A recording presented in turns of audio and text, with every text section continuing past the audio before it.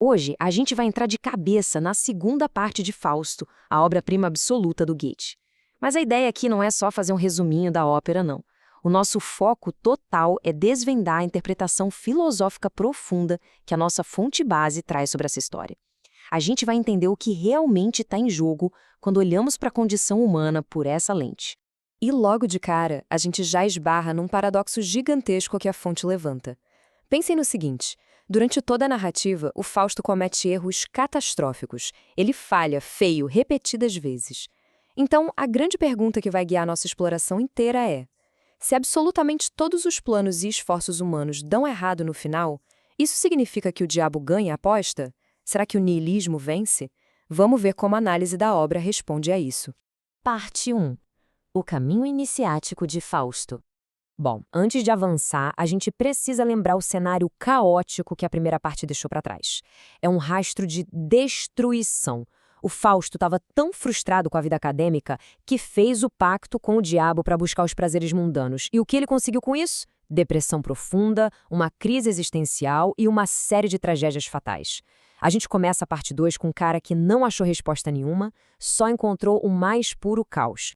E aí que começam as grandes investidas dele. A história é bem complexa, mas para ninguém se perder, a nossa fonte mapeia os passos do Fausto em 3 grandes tentativas de encontrar algum sentido na vida. Primeiro, ele vai atrás do poder econômico, mexendo na política imperial. Depois, tenta buscar o ideal da beleza clássica. E por último, parte para uma engenharia titânica tentando dominar a própria força da natureza. Prestem atenção, porque cada um desses passos vai gerar um desastre épico. Parte 2. O fracasso das ilusões. A primeira grande falha que a fonte destaca chega a ser cômica. O Fausto, sempre dando ouvidos para o Mefistófeles, convence o imperador a imprimir papel-moeda lastreado em um ouro que, teoricamente, nem foi descoberto ainda. Imagina só o absurdo. O resultado, claro, é uma inflação gigantesca e um colapso na sociedade.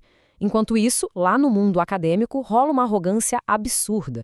Os intelectuais acham que podem criar vida do zero e inventam um humano artificial num frasco, o homúnculo. É a prepotência total da humanidade achando que pode brincar de Deus, gerando só ilusões vazias.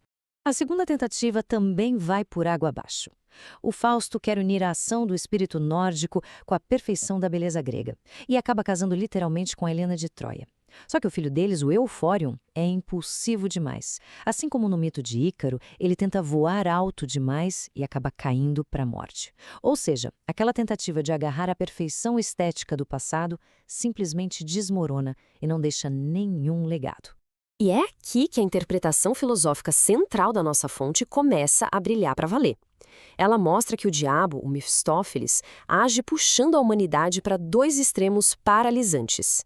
De um lado, ele infla o nosso ego, sussurrando que o homem é como um deus, cheio de prepotência. Do outro, ele joga a gente no chão, dizendo que o homem não é absolutamente nada e que qualquer esforço é inútil, espalhando niilismo. O grande objetivo dele é travar qualquer progresso humano verdadeiro usando esses 2 extremos. Parte 3. A cegueira e a visão. Agora a gente chega no clímax. O Fausto, já bem idoso, decide que quer dominar fisicamente a natureza na marra, drenando o mar para construir uma sociedade utópica. Só que essa ambição cobra um preço moral terrível.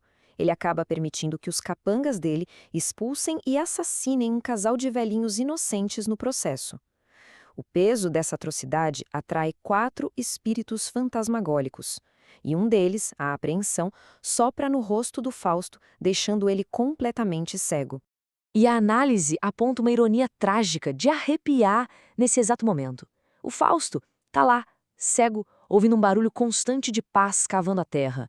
Na cabeça dele, são os operários finalizando aquele grande projeto de drenagem, construindo um mundo livre. Mas a realidade, o barulho vem de demônios cavando a própria cova dele. É assustador pensar nisso. Um homem cego tendo a sua visão mais cristalina de liberdade, só que totalmente sustentada por uma ilusão. E é no meio desse êxtase delirante que ele solta a frase fatal do pacto: para, enfim, és tão formoso. Lembram do acordo? Se ele sentisse uma satisfação tão plena a ponto de querer que o momento congelasse no tempo, o diabo levava a aposta. O Fausto morre acreditando que a sua grande ambição altruísta tinha dado certo. Parte 4. A salvação pelo esforço. Imediatamente, o diabo já canta a vitória. Mefistófeles faz um discurso pesadíssimo para reivindicar a alma, e é o puro suco do niilismo.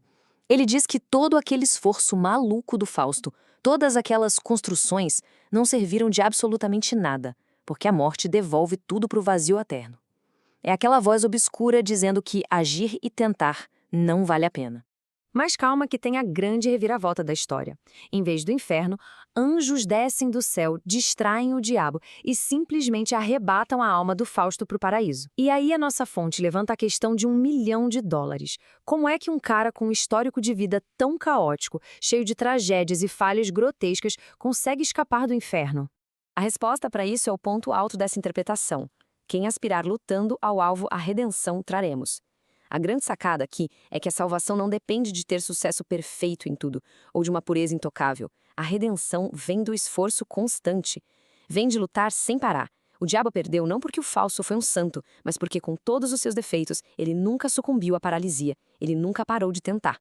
Parte 5. O sentido da ação.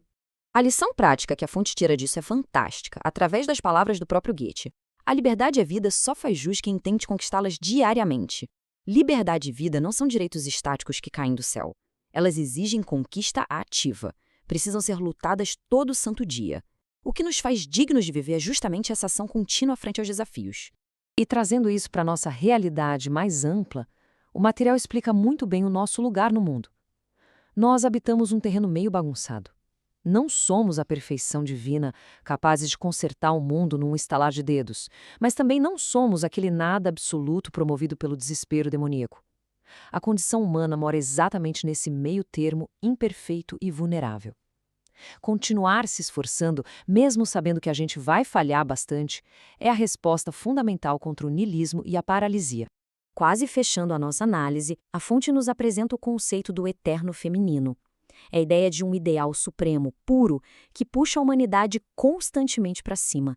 É exatamente o ato ininterrupto de tentar alcançar esse algo maior, o divino, que redime os nossos inevitáveis tropeços e eleva o espírito humano. Para terminar, fica essa reflexão provocativa profunda que a fonte nos deixa.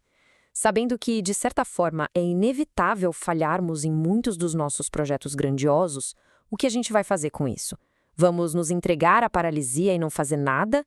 Ou vamos usar isso como combustível para lutar diariamente e conquistar o nosso próprio direito de existir? Essa é uma escolha que fazemos todos os dias, através das nossas ações. O esforço para entender essas grandes ideias da literatura sempre vale a pena. Até a próxima!